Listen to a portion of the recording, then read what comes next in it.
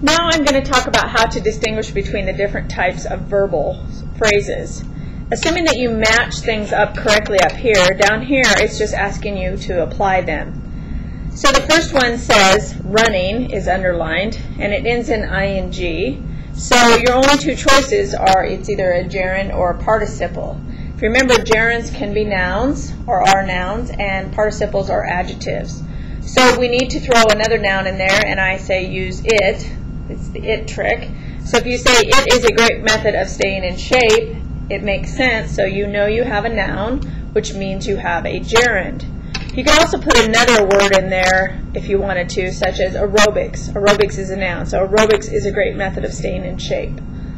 Okay, the next one that's underlined says to run barefoot. The only option up here is an infinitive because that's the one that means a to in a verb. And that's an infinitive whenever you have to in a verb. If you remember my example, my trick for remembering that is Buzz Lightyear always says to infinity and beyond. So if you keep that in your head, you're like, which one is it that means to? It's to infinity or infinitive, and that will help you remember it.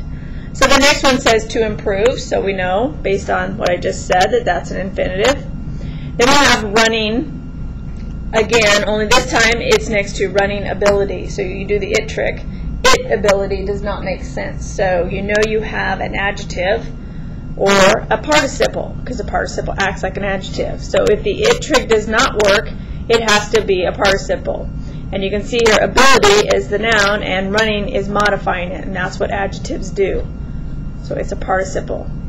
The next one, to become a better runner. To become, become is your verb, so, and it's with to, so once again we have an infinitive.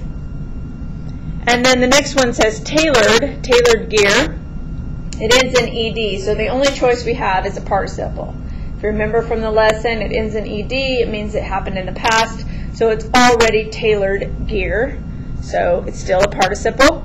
And the next one, jamming, ends in ing, so jamming tunes, if you do the it trick. It tunes, that does not make sense, so we know we have a participle again. And tunes is a noun, so jamming is the adjective that's modifying, which would also tell you that it is in fact a participle.